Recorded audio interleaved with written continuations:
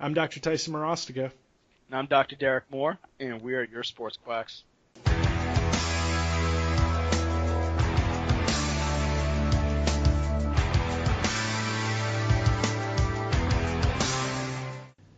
Hey everybody, today we are going to be talking about Medicare and chiropractic. One thing a lot of people that don't know when they come into my office is that Medicare does cover chiropractic care, and that chiropractic care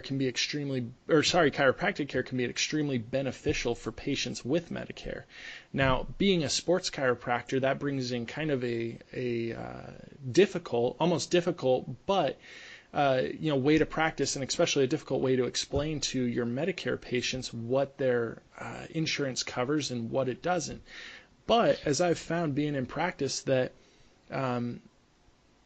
using sports medicine to treat the 65 and over population is extremely beneficial, and they actually appreciate being treated as if they're human. I see a lot of these Medicare patients, and they go see doctors or they go see other chiropractors, and they're treated as if they're too fragile. Like, you can't touch them, you can't work with them. But when patients are treated equal, across the board as your young buck that you're working on, they get really quick benefits and really improved quality of life. Derek, is this something? Actually, let me ask you: have you, I know you've worked with a lot of Medicare patients, and talk to me a little bit about what stuff you're doing and how you introduce geriatric population to chiropractic care. Yeah, I guess like the biggest thing is exactly what you said. So Medicare patients being treated as, in my opinion, just as an everyday athlete, but just at a different level. And what I tend to see is a lot of the patients who've had previous experience with chiropractic, because they were older, they were still getting some of the old school chiropractic. Where they just came in, they just did the adjustment, and then they went home. So immediately once you start to do either soft tissue or exercise, you already seem to be a little bit more knowledgeable. Sometimes those patients are even the ones that say, hey, I enjoy having a young doc because they feel like we still have like that fire inside of us versus seeing like an older doc who's just kind of like wandering through the twilight of his career. But for us, it was a matter of, I guess Jason Glass says it best, is just like we tend to over deliver. Yeah. I think a lot of times people look at some chiros tend to look at Medicare patients as just a set fee, whether it's like mid-20s, whatever dollars of reimbursement. So they just tend to not be as excited to have those patients walk in through the door. Yeah. But if we still continue to kind of push the boundaries of these people's physicality and really challenge them to try to be more active, trying to be the athlete that they once were, obviously playing at a different pace, they appreciate that. And not only the retention but the recurrence of those patients being coming back into the office to try to get better and not just being content with where they're at is important too. I think just in general, just being more active with that specific population kind of breeds success when it comes to Medicare. With Medicare for you, do you think like there's a big misconception on I guess how billing works, what to get back from it? What's been your experience? This is something that I'm going to try my hardest not to get fired up about this, right? This is my, I can go forever with this topic because I get so pissed off when I see or hear another chiropractor. I go up to him and I ask him, like, hey, do you accept Medicare? And I get this, this Eeyore, wah, I don't like them because I don't get paid. I don't like this. And I'm going, Are you kidding me? Like, that's what you're about. Like, you're about literally just what you collect per visit, and that's your bottom line. That's bull crap. That pisses me off, because there is nothing more rewarding than getting a 65, 70-year-old in who's had pain for the last 20 years, and you get them out of pain in maybe a matter of a couple of weeks. There's nothing more rewarding than that. So when I hear that bull crap, I hate it. So, for me, as a sports chiropractor, I do more. So, right, Medicare, for any of you who don't understand, Medicare only covers the chiropractic adjustment for us, right? We get from Medicare, we get $28.43 right now, and it changes every year. It goes up a little bit. They give you a little bit more. They take a little bit more away. Like last year, I lost like 65 cents for an adjustment, right? And then this year they gave me back $1.25. It was weird. It was like ups and downs. They write you this like sorry letter. Oh, you're not meeting our standards. You're full of crap because nothing changed. Nothing changed. Like, I'm not billing differently. I'm not coding different. Like, it's stupid. It's a game. But here's the thing. When a Medicare patient comes in, you have to explain to them, hey, your adjustment is covered. I still have to do an exam, so I need to bill you for an exam. And people get real awkward, right? Like, other doctors get like afraid, like, oh, you have fixed income, I don't want to charge you, for this, so they shy away from it. No, you explain to them, I do an examination because that's the right thing to do, because Medicare requires it. And if I don't charge you for that exam, that's technically enticement, right? And enticement gets you in trouble. And it gets you in trouble. And that's one of the things that I feel is the biggest issue with a lot of chiros, is a matter of sometimes when it comes to the billing aspect, we're so passive that where it's like, oh, all right, I guess I just won't charge you. I just won't do it, because we're trying to help people, but at the end of the day, we don't make the rules to that game. Like, we're going to be the ones left on the hook when the audit comes banging on our door. Yep. It's not it doesn't fall on the patient, So when my patients come in, I have them sign an ABN form. I keep it real simple for them. I don't run up services. I don't overcharge. Basically, I say, look, the adjustment is covered, right? Your adjustment will get covered, and then your secondary may pick up the copay, right? So Medicare gives you 80%, and their secondary, or they have to pay 20%. If they don't have a secondary, that falls on them. Now, you also have to have them sign the ABN and understand that, number one, they have a deductible at the year that needs to be met. Unfortunately, a lot of them don't know that. Right. Secondaries may or may not pick up the deductible. It's really, to be honest, it's not that common. Yep. But you say to them, look, that you have a deductible. We need to charge an exam. And then the last thing I say, so what I do in my office is, instead of billing and saying, hey, here's this code, and here's this code, I'm going to bill you for each one of these codes. I know how much I need to make per visit for my average where I want to stay. So I say to them, look, I'm going to do these services for one set price.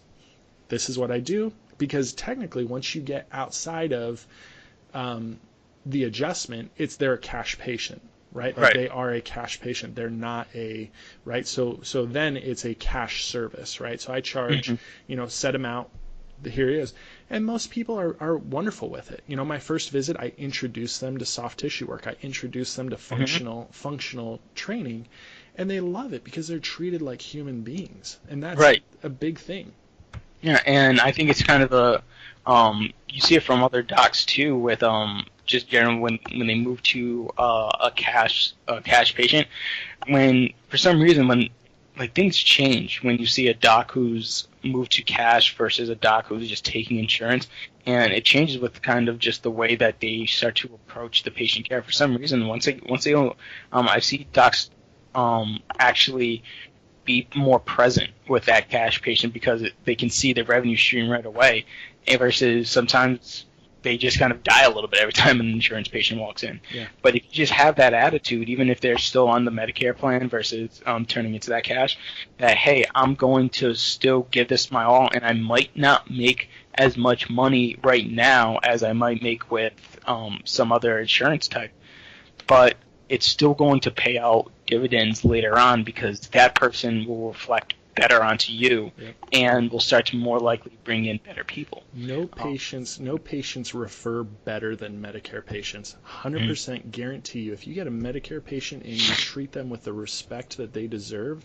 in care, you give them the best that you've got, they're going to send every single one of their friends to you because they trust you. And you're not running up the price. You're not screwing them over. You're not saying, "Oh, I don't I don't accept Medicare. You're just going to pay me." No, I see that too out here. People are like, "Oh, I don't take Medicare, but you're going to pay me $30 out of pocket." No. Yeah, but you can't do that, right? Exactly. Yeah, so the biggest thing too. So when I was in DC with Medicare, we decided that we were going to just not deal with Medicare. We just weren't going to do it.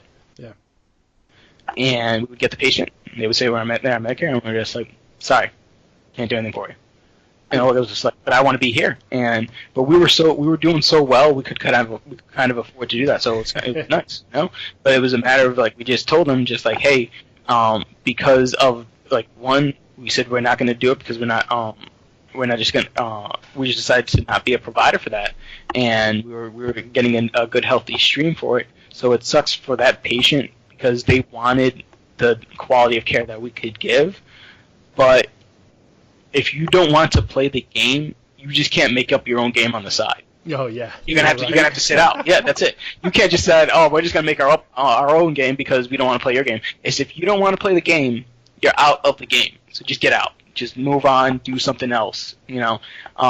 And a lot of times, what people would do is that they would just find another stream. So they could still bring in a Medicare revenue without actually having to do chiropractic. So a lot of times what I see is people either opening up gym facilities so that they can charge them as personal trainers, just doing nutritional consults so you can sell them supplements, do nutritional advice, stuff like that. And that way you can still give care to them even if it's not straight through chiropractic. But once again, it's a matter of, I think, the biggest thing for us as doctors is to try, if we're going to take Medicare, is to learn the rules, and then the same way that we learn to explain the diagnosis to patients, where we have to kind of bring it down to a level which they understand, we have to do the same thing when it comes to insurance plans and also Medicare. Yeah. Explain it to them so they can understand, hey, why am I paying for this and the Medicare is not picking that up? Yeah. And once you explain it to them, as long as you're good at that communication aspect and you have that good rapport with patients, they will understand. Yeah. And then it's up to them whether it's due to how much money they have, what their lifestyle is like, whether or not they want to continue forward with care. But it all comes down to the way that you explain what's actually how everything works. That's going to keep them Right, and you can't explain something that you don't know. No. You know what I mean? Like they tell you in school, like, oh, Medicare is just so tough. Medicare is garbage. They almost tell you it so that. And it seems like, oh, well, I probably shouldn't just learn it. It's so complicated. I don't even need to know it. Dude, it's not complicated at all. Literally, right. Like, you would know, okay, so at the beginning of the year, you know what the deductible is. Guess what? You find out what the deductible is. Guess what? That's the same across the board for everyone.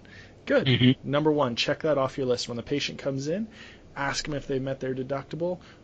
Or bill it in and say, hey, I'm going to bill it in. If it goes, when I get it in return, 2 weeks later, they'll tell you, you can call, but to call it in takes forever. Just be patient and say, hey, when I bill it in, I'll let you know what it comes back as. A patient knows if they spend any money out of pocket on their health care. Just talk to them. Right. Yeah.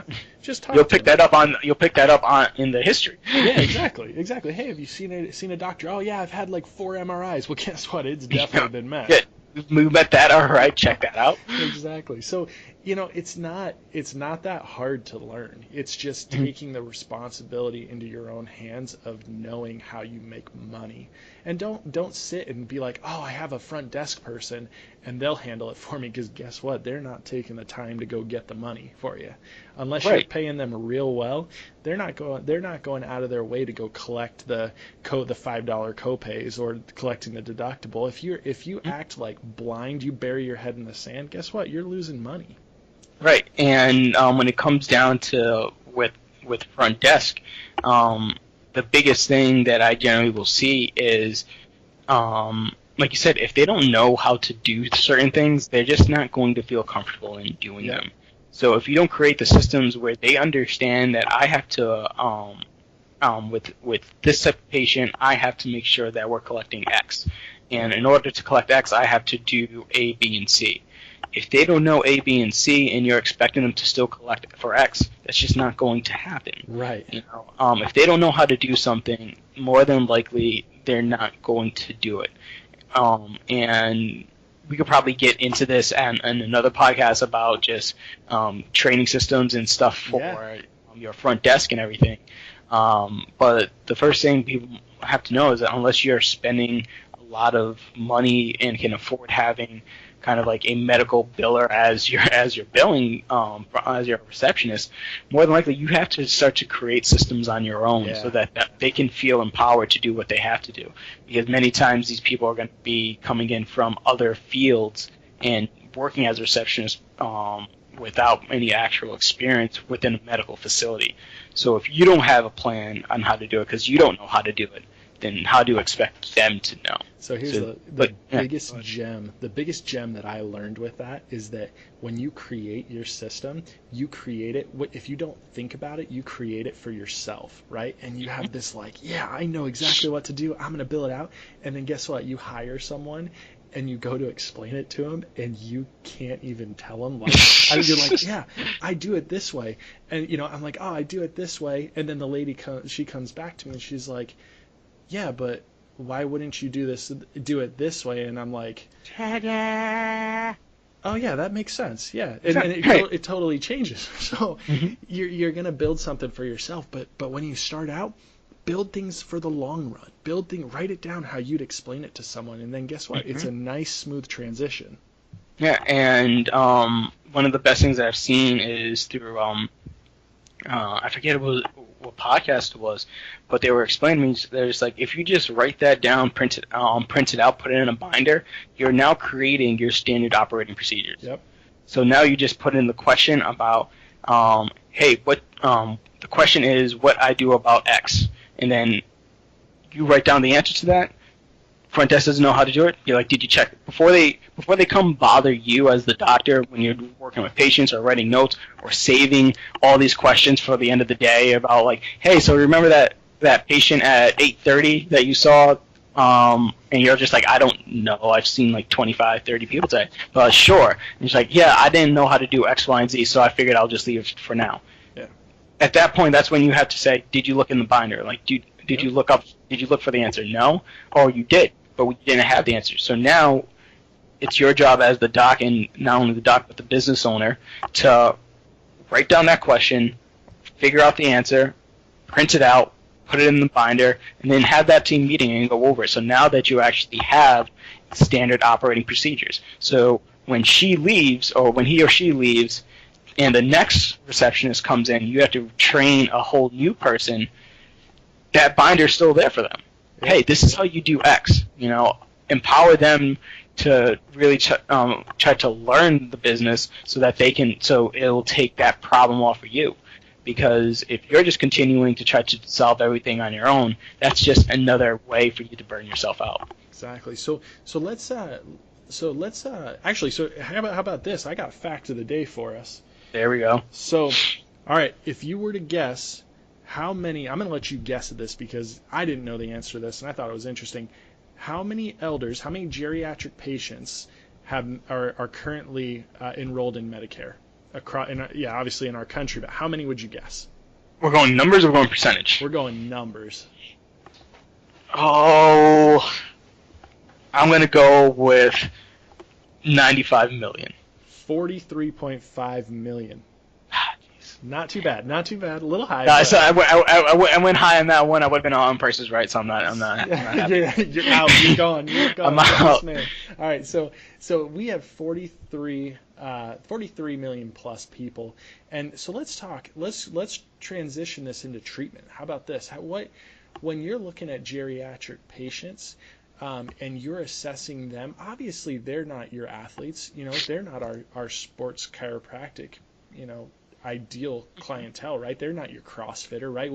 Right. What do you, in your mind, when you see this patient come in, what's your thought process? What are you doing with them? Yeah, and it's kind of like that same thing that we've talked about before with the mobility stability model.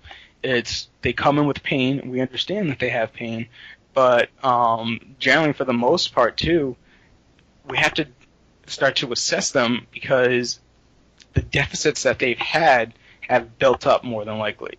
And I still run them through the same screens I run through everybody else. I know. And it's just, and for me, I have to recalibrate my markers. Oh man, this guy can't do a toe touch. All right, for my 22-year-old athlete, more than likely that's a little bit of a flag. But for this 75-year-old man, I'm probably not. Like if you get past his knees, I'm probably okay. Right. Get the chin, I'm probably okay. I'll take that. Yeah. But then again, too, once he tells me, "Hey, I'm 75, but because I'm better off." So I have a patient, 67, just retired, and so excited because now he gets to do what? He gets to play all the golf that he wants. Yeah. So he used to play golf. He would tell me he used to play golf maybe 2 or 3 times a month, and then if he was lucky, he would get out there every single weekend while he was working. Now he's playing 4 or 5 times a week. So you know what ends up happening? Starts getting that golfer's elbow. Starting to beat him up, and all the other docs treating the elbow, going after the elbow, and I ran him through a simple TPI screen, and I saw everything that was going wrong, and it had nothing to do with his elbow. Yeah. He had no shoulder mobility, no thoracic mobility, no hip mobility, and I was telling him, hey, listen, if all of this is stopping you, your elbow's just going to get chewed up. Yep. And now that you're playing more, that's going to be the catalyst to kind of create the pain. It's not like your elbow just gave out on you. It was just more of you're adding more stress onto the tissue, and you never addressed all your other issues. Yep. So we can keep going after your elbow until the cows come home, but if we never address your other mobility issues, then that's where you start to fall apart. And that goes into your assessment, which, once again, if Medicare doesn't pay for, sometimes I've seen chiros just tend to rule out red flags and then just get you on the table. And then when it comes to treatment, they stick to the site of pain, and then they do your adjustment, and then you get nothing else more. And that patient starts to lose out on the benefits. And he asked me, why hasn't anybody else looked at my golf swing? And I told him, I don't know. But that's your problem. So just like I typically do with my young TPI guys, find out where he lives because he would travel between Florida and Texas, find out where he lives. I'm like, hey, do you have a golf pro? No. These are golf pros I would recommend.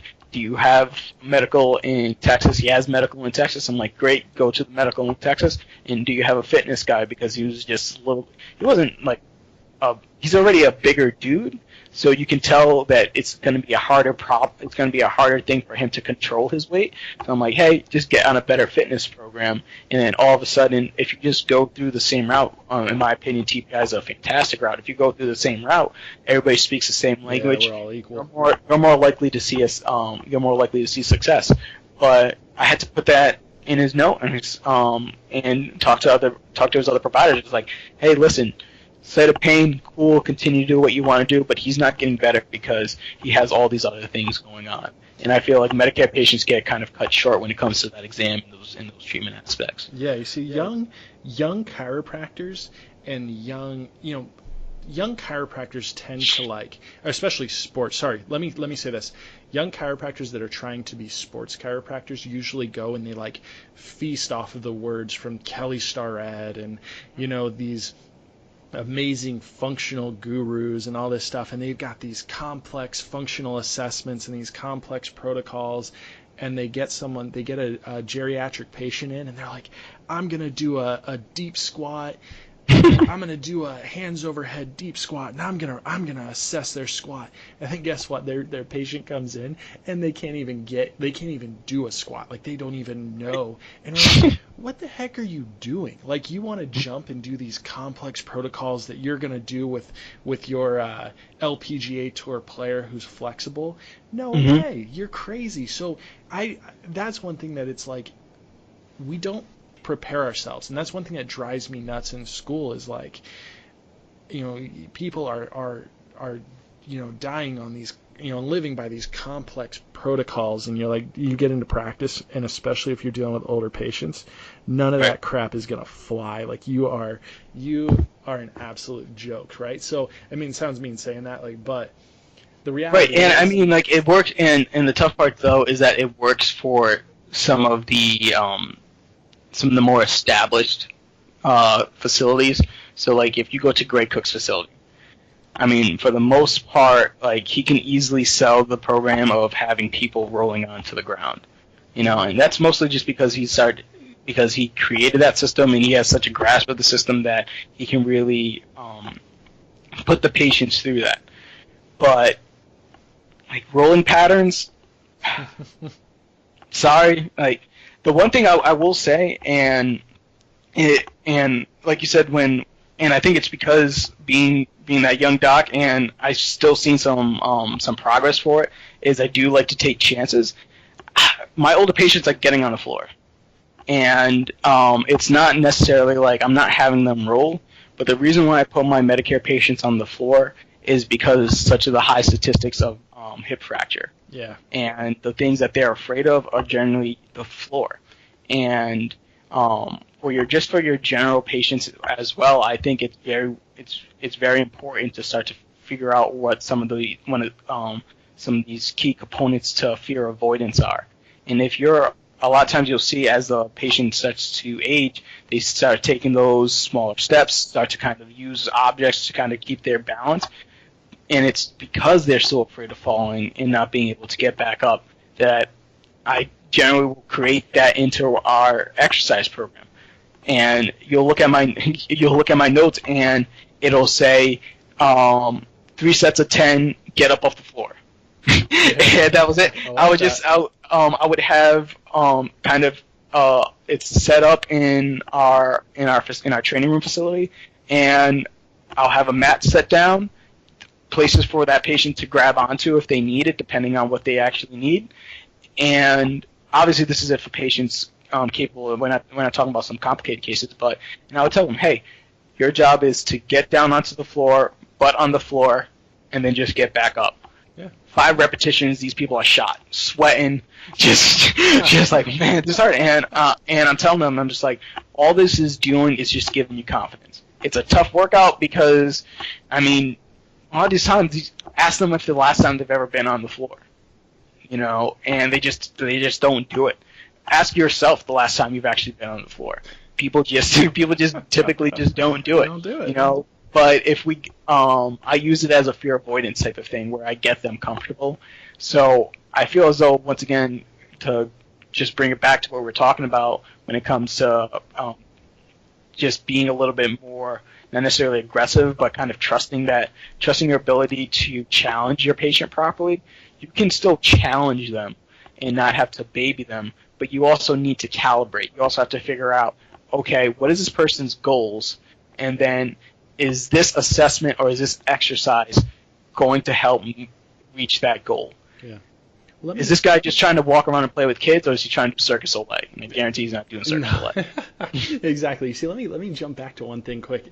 So for me, when we talk about like assessments, right? A lot of people have an order that they do things, right? When you come in, like people get set on, do we test them actively? Do we test them passively? Are we doing do we do a neurological exam first? Do we get them moving first, right? There's an order and a dance kind of that you play with patients, and some of that is taught. Some places teach you like the order you're supposed to do things, and some of it you have to figure out yourself.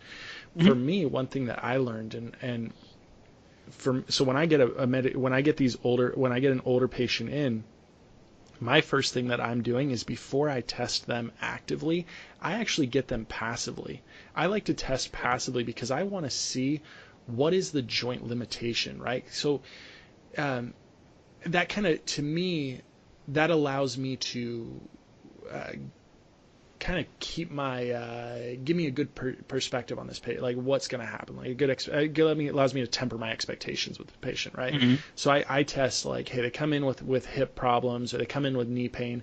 I'm going to get them on the table first, and I'm going to get them in a good position, because I'm going to test, hey, before I test your rotation in your hip, let's see how much the joint actually allows, right? I'm going to look for like hard endpoints. I'm going to look for soft endpoints, and then I'm going to use that to kind of judge what can you do actively, because you'll be blown away sometimes that you'll test them